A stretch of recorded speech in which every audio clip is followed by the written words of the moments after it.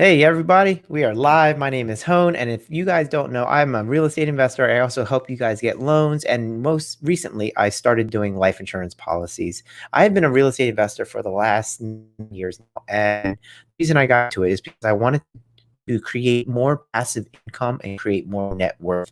How that happens in real estate? It's easy. You buy the property, they pay you rent, that's your cash flow, and then the property gains in value over time, and that's your net worth. So real estate was this perfect solution where I could get richer and richer without doing more work. And I thought that was the perfect thing. That was just like the best. And I was like, wow, it's amazing. Now, my only problem was, how do I get into real estate? How do I get into real estate if I don't have any money or if I have bad credit or anything like that? So I started learning from seminars on how to do creative acquisition strategies, right? But again, the whole reason why I wanted to be a real estate investor, I just wanted more money. And real estate allows you to make more money without trading your time for money. I talk to a lot of people who are in business for themselves. They say, Hone, I don't got a boss. I stay at my 9 to 5. I'm free, right? But the thing is, they're out there and they're doing whatever job they're doing, but for themselves, and they're still trading their time for it. They're still going to work, and let's say they're doing hair, they're still cutting the hair. Or if they are a cook, right? Or if they have a restaurant and they're still cooking. Like, you just created a job for yourself. I didn't want that for myself. So I started doing real estate. And then while in real estate, and after I did my first deal, I always ask myself, and I'm sure you, if you're a real estate investor, you ask yourself this: how do I do more deals? Right? Because if you buy one property and that increases your net worth by $50 to $100,000, well, then how do I do 10 properties? How do I do 20 properties? How do I do 30 properties? Right? So that for me was what I was thinking. How do I do more deals? And so I stumbled across this idea of using a life insurance policy to fund my deals. And it's like, what? How do you use a life insurance policy to fund your real estate deals?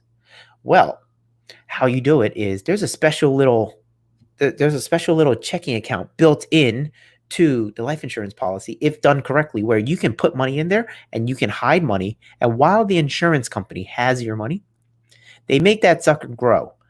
And that growth I get to tap into, and then I can use that money for whatever it is that I want to do. And what I want to do right now is just buy more properties, right? And so I've been creating these policies for people who want to do more deals. It allows you access to this money to do more deals. So how does it work? Right now, you have money, you have cash, you have it in your checking account. And you're like, okay, Hone, well, this is the money I have. Cool. Let's take that money and let's put it into a life insurance policy. Once it's in the life insurance policy, it grows inside of your cash value, right? The life insurance company is taking that money. They are investing it for you. They're making that sucker grow. You then reach your hand in there, you pull the money out, and then you go do your deals. So then you go buy another property. You go buy another property that creates more cash flow or more net worth, right? And then now you have more money to go buy another policy. And so you have all of these policies that are generating you all of this money completely passively. And then you take that money and you go buy more properties that create more cash flow and more net worth for you. And it's this vicious cycle of you getting richer. You guys see that? This is why I got into life insurance. Not because I'm this like, oh, I care to sell you life insurance for the commissions and all that kind of stuff. It's not about that. It's about you becoming a better real estate investor. And it was about me becoming a better real estate investor first. So me getting a policy and me using it, and now me telling you about it so that you get to create more wealth for yourself. Again, if you boil it all down, why are we doing all this? What are we doing? We're trying to get back our time, right? We're trying to get our flexibility back of our time. Just because you are your own boss doesn't mean you have your time back. So how can you create these passive income streams so that you can have the freedom to do what it is that you want? And that was the question that I always kept asking myself. How can I do more? How can I have more of these properties? Right. And so that is what I stumbled across when I learned about life insurance. Having these life insurance policies, not only am I protected with the death benefit, which is what all life insurance agents sell you on, right? Oh, don't you care for your family? Aren't they worth it? It's like, dude, don't use that. Corny, that's such a corny like sales pitch. But I do have that protection, right? I do have that death benefit protection. So if anything happened to me, they get paid out. But what was more exciting for me was not my death benefit, but the life benefit. What was the life benefit that I was getting? And that's where I was getting that cash value that was growing like crazy. I can reach my hand in there, take the money out, go buy more properties with it, create more net worth. And now, future planning, if I ever choose to retire, and I'm like, okay, I'm done, that cash value that's in there, I can access that cash value as an income stream completely tax-free. So for all of you self-directed retirement account people or Roth IRA or whatever, it's kind of like a Roth account. With a Roth IRA or Roth 401k, the money you pull out is completely tax-free. Well, with this life insurance policy, the money that's in there, I'm going to be taking out completely tax-free. I'm going to take that out completely tax-free. And so I have a retirement vehicle built in to my special savings vehicle, built in with the death benefit. Like I have all of these components built into one product. When I learned all about it, I was like, I have to get involved and I have to tell everybody about it. Because I believe that when you guys really learn the details of how to do a life insurance policy and how to use this life insurance policy to benefit your life, you will get one or two or 10, and you can buy them for your family members as well. Like if you have kids, you can save for your kids. You can create a savings account for your kids by creating a life insurance policy for your kids. It's not that you think your kids are going to die and all that kind of stuff. That's the old thinking, right? I have to break that all apart because you guys still go back to like, oh, there's the death benefit and all that kind of stuff. It's like, no, it's not about the death benefit. It's about creating a special savings account that grows like crazy and that can be used for things in your life, like buying properties, paying for education, buying your house, buying a car, paying, whatever it is that you need money for. And then when you retire, you have that retirement income that comes out, right? And then if you die, well, then that money can either go to your heirs, or it can be paid to a nonprofit, or you can create a family bank and have this generational wealth that pays and lends to your family members forever. So your great-great-great-grandchild can get a loan for a business, right? Your great-great-great-grandchild can get a loan for a business from your family bank to start their business, to create more wealth for your family, right? So there's so many cool things you can do with this, and you can only do it with a life insurance policy. Well, sort of.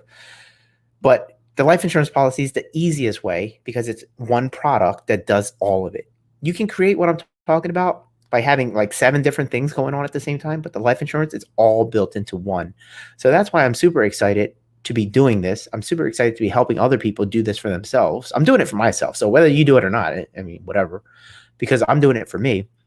But I'm super excited because I learned the details of it. And until you learn the details, I'm not sure whether you will get excited as I am.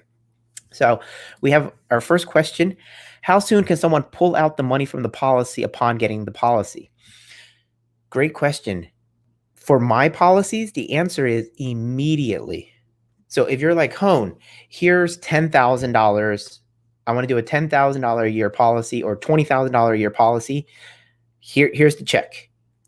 If you said to me next week, Hone, I need my cash value. I need to take a policy loan and against the cash value.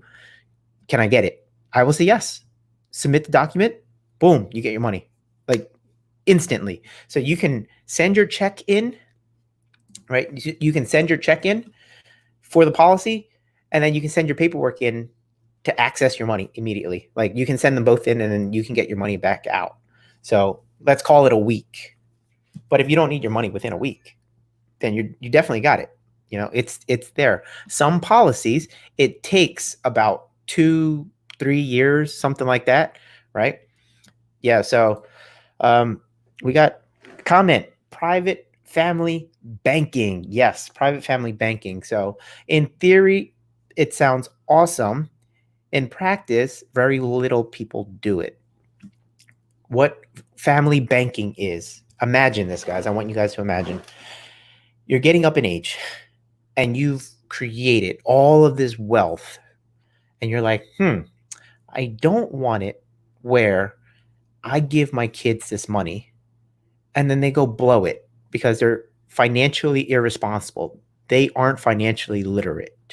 So I don't want to create a situation where I give them money and then their lives are ruined by the money. Like, because that happens. People with money, their lives are ruined when the money is given to them. If they don't know how to earn the money, if they don't respect the money, their lives are actually ruined because of money. So you can create this private family bank in a trust, and you can have a trustee manage the trust and make sure that when family members need money, they are given that money under certain terms and conditions. One of the conditions I would suggest is that you create it where, in order for them to access the money, right? In order for them to access the money, let's say that your great-great-grandson needs $100,000. Well, that $100,000 better be for a business, and you better have a business plan, and you submit that business plan. Great-grandson submits the business plan to the trustees. Like, I need $100,000. Here's my business plan. The trustee reads it and says, okay, fine. This qualifies. Here's $100,000. Two things are going to happen, or multiple things, but two things I want to touch upon. One, the great-great-grandson is going to get the $100,000. They're going to start the business, and they're going to do great. And then they're going to pay back the family bank, right? They're going to pay back the family bank, and all is good in the world. The family bank got their money back. The great-great-grandson has their business. Everybody's doing well. You see that? Generational wealth. The other thing that might happen is the great-great-grandson takes the $100,000, doesn't start the business, or crashes the business, or whatever, can't pay back the loan. It's like, uh-oh, what now? What do we do now? Well, the trustee pulled out a life insurance policy on the great-great-grandson, just in case he doesn't pay it back. At some point, the great-great-grandson will pass away. It might take 30 years, it may take 60 years, it may take 90 years, but they will pass away. And when they pass away, the death benefit from the life insurance policy that we pay for on behalf of the great-great-grandson will pay back the family bank 1.5 times. So instead of getting back 100,000, they're getting back 150,000. They're that much better off than when they gave the great-great-grandson the money. So you see how you can preserve the wealth with the right tools for years and years and years and generations, right? That's the real generational wealth. So that's the real generational wealth. If that's exciting to you because you actually want to make an impact in your family's life, like, this is the stuff you need to learn about. This is the kind of conversation you need to have. Hone, how do I leverage a life insurance policy to buy more assets, but then to also create this possibility of having generational wealth? And then I tell you, okay, well, when you pass away, you have your death benefit, pay your trust, and your trust is your family bank. Your family bank is going to have a trustee that's going to have a set of rules that lends the money and all of this stuff. Just a conversation. All I'm trying to do right now is plant the little seed in your head to do something like this. Step one, just get the idea into your head, because nothing else happens until you go, how can I use this in my life? How can I actually do something with this? So then after you ask those questions, how do I apply this, Hone? After you ask that question, we go deeper. But all I'm trying to do right now is just to get you to start to understand how to not only create wealth, but to preserve wealth for the rest of your life, as well as for generations after generation after generation. So that's a little secret money account for doing more deals. That's how you make a massive impact on your life and your family's life. All right, guys. Well, if you guys want to talk more about this, let me know. If you want to email me, my email is going across the bottom, hone@honesloans.com. All right, guys. Hopefully you liked this video. Hopefully this was very educational. And I want to see you guys building more wealth. All right, guys. See you later.